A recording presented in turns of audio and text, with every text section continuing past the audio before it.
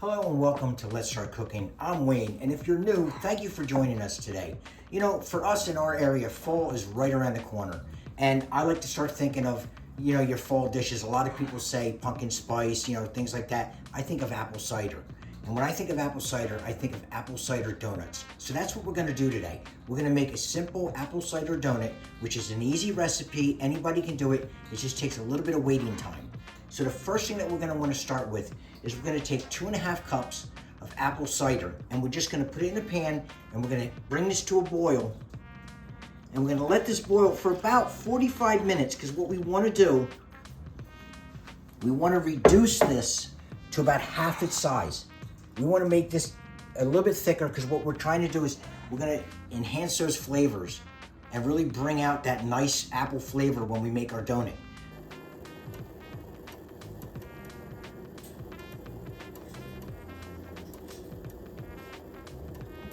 Okay, it's been about 40 minutes. We reduced this down. We got about a cup left of this. And what we're gonna do now is we're gonna remove this off the heat, and we're gonna put it into a heat-safe dish. You can use a Pyrex dish, whatever you want. We just wanna get it out of the pan, and we're gonna let this cool down, because we have to add eggs and butter to this, and we don't wanna cook the eggs. So we're just gonna take this, we're gonna dump it right in this cup. And we're gonna let that cool down to at least room temperature. And while we're doing that, we're gonna mix our dry ingredients together. While we're cooling off our apple cider, what we wanna do is we're just gonna take all our dry ingredients and we're just gonna mix them all together for now. So we're just gonna take our sugar, and again, as always, I will put all the ingredients in the description. We have cinnamon, we have baking powder, we have baking soda, we have salt, we have nutmeg, we have ground cardamom, and we have brown sugar. And we're just gonna mix this all together, just so we get this mixed up so we don't have any big lumps like we always do. We just wanna make sure this is well incorporated, because we're gonna let that, like I said, we want to let that cool down, because we have to add eggs to that, and we don't want to have scrambled eggs inside our apple cider. Now that our apple cider is cooled down, we have about, as you can see, we have about a cup left, and that's about what we wanted. What we're going to do now is we're going to take 2 eggs, and again, these are at room temperature. And we're just going to crack these right into our apple cider. That's why we wanted to make sure this was cooled down a little bit, because we didn't want to cook these eggs. And just be careful of any eggshells. And we're going to take our melted butter,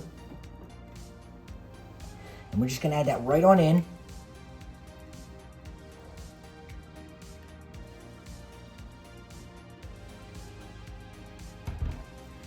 And we just want to whisk this all together now and make sure this is all mixed up really well.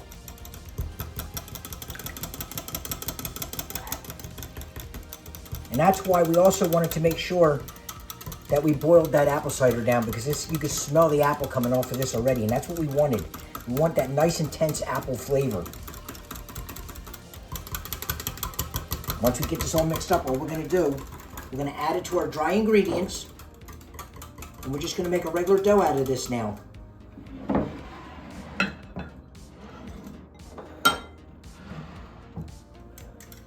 We'll make sure that we get this nice mixed up. I'm just gonna, it doesn't matter, you can just pour it right in. Let's start it with this, and once we get this pretty well mixed in, we'll go to another spatula, and we're just gonna make a nice dough out of this. We just wanna make sure this is mixed up a little bit.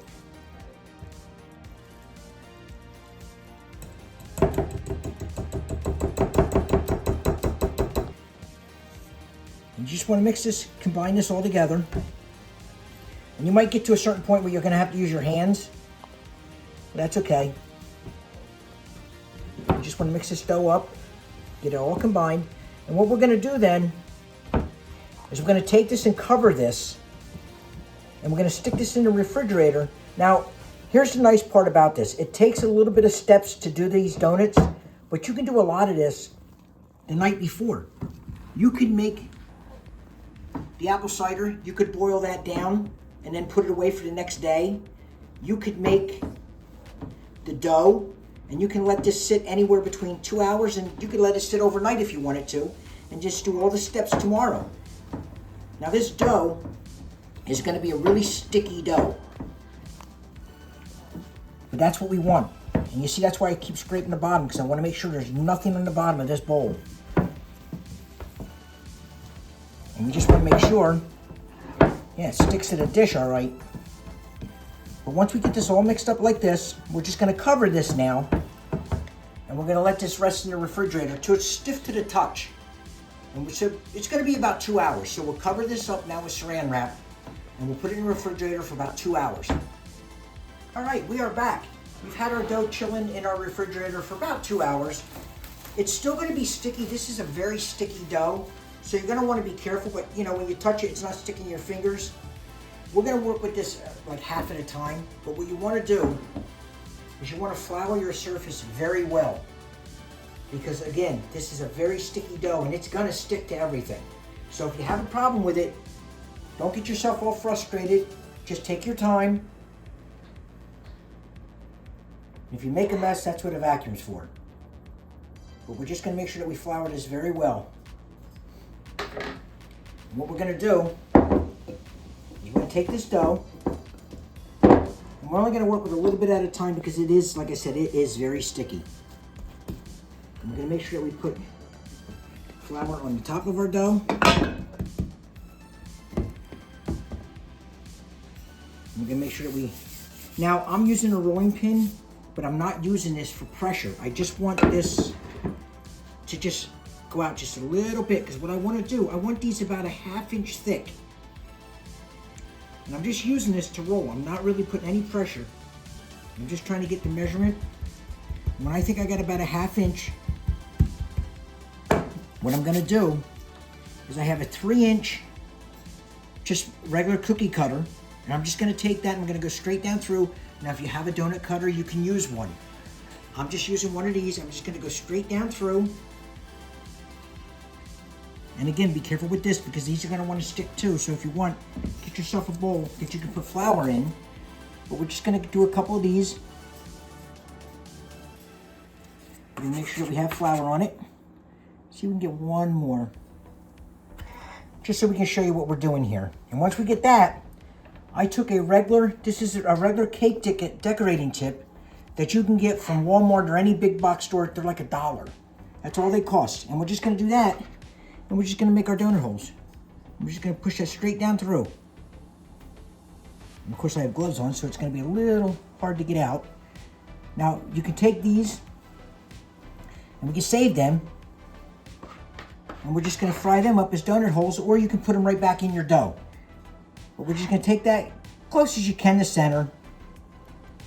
We're just going to pull that right out of there. Just like that. And that's all we're going to do with these. And once we get all these done, we're going to heat up our oil to 350 degrees. And we have our Dutch oven, and we have about 3 inches of oil in it. So we're going to get all these punched out, and then we'll get our cleaned up, and we'll get our oil going.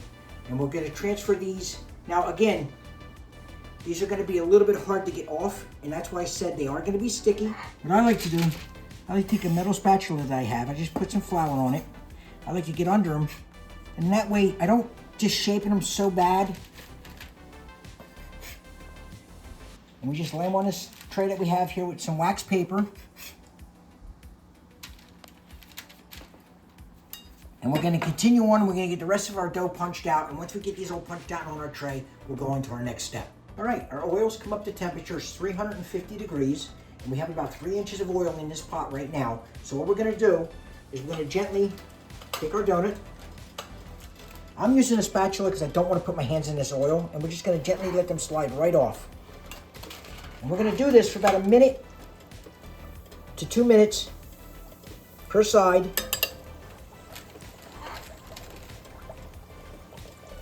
And we're just going to put just enough in because we don't want to overcrowd these.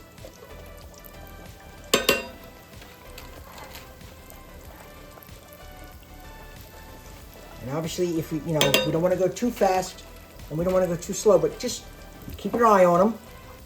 Make sure they don't hit each other. And like I said, we're going to go about a minute to a minute and a half, depending on the size of the donut, the way it worked out. And as you can see, you see how they start to float to the top. And just be careful of your oil. Make sure you maintain that temperature right around 350. If it gets too hot, you're going to see it's going to start to smoke. And you don't want that to happen. And if the donuts are chilled before you put these in, what's going to happen is it's going to cool that oil down. And we don't want to cool the oil down too far because then they soak up a lot of that oil.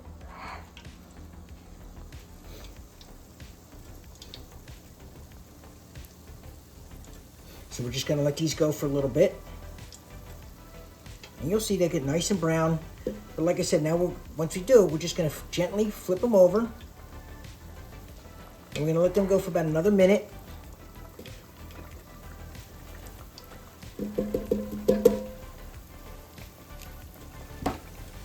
Now I'm using a slotted spoon to get them out only because I don't want to drag too much of this oil out. And again, I just use a relatively inexpensive thermometer. And you can find these online. Amazon has them. This one I think was like $5. It's always a good idea to have one of these. Even if you cook a beef, chicken, even baking, it's always a good idea.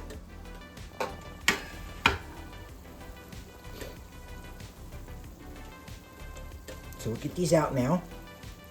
And like I said, I'm using a slotted spoon. We're going to let these drain off a little bit.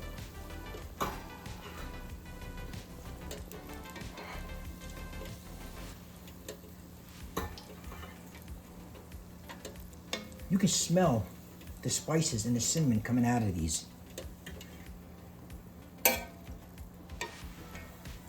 Now we're going to let these drain. We're going to let these cool off a little bit so we can actually handle them.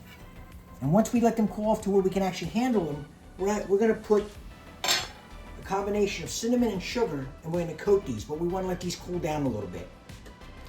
So we'll get the rest of these done.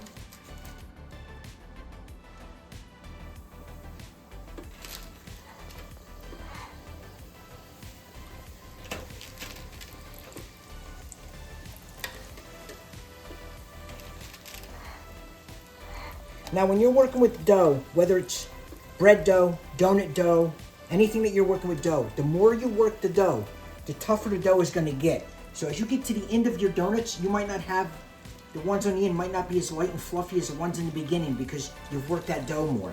That's why we try not to work it too much. But we'll get all these fried up. Now there is recipes that you can bake donuts. I prefer to fry them because it not only makes them a little bit more fluffier, but softer. When you bake a product, it always gets that hard crust on the outside. And unless you're going to either butter it if it's bread or you're going to glaze it, you're always going to end up with that like hard crust on the outside. So that's why we like to fry our donuts. All your major bakeries that make donuts, if you take notice, they fry them.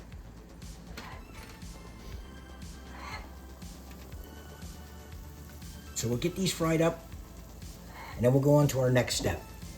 Now that we have all our donuts fried up, and we made about 18, and normally when I do this recipe, I like to double it. If I'm gonna make the donuts, I make about 3 dozen of them, but we made 18 for now. And all we're gonna do now that they cooled off that we can actually touch them, we're just gonna take them and we're gonna put them right into a combination of sugar and cinnamon. I'm just laying right here for now. Now, if you wanted to, while they're still warm, like when they come out of the fryer, if you want to, you could take a simple combination of water and powdered sugar and make a glaze, or even use a little bit of milk, powdered sugar, and some vanilla, as long as they're hot. And you could glaze these and have a glazed apple cider donut. The only thing is when you do that, you want to do it while they're hot, because if not, you won't get a nice, clear, shiny glaze. It'll look like milk poured on it. You always want to glaze donuts when they're hot. But we're just going to take this, put some cinnamon sugar on them.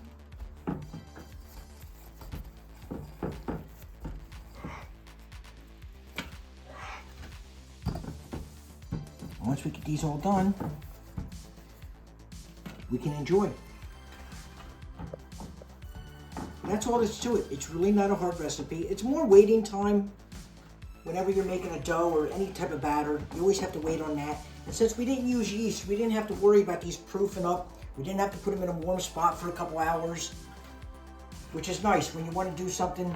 And like I said, you can do this, 2 parts of it you can do overnight. You can do the dough and you can let it sit overnight until you use it. All right, we'll just take one of these now. And you see how light and fluffy they pop up? They're really nice light. They're still a little warm. They're light, they're fluffy. The cinnamon sugar is just enough sweetness. The cinnamon comes through, the apple comes through really nice. It reminds you of fall. For us, it reminds us of the holidays. I hope you enjoyed this video. I hope you like watching it. I hope you'll share with your friends. And I hope you subscribe to the channel. And I will see you next week.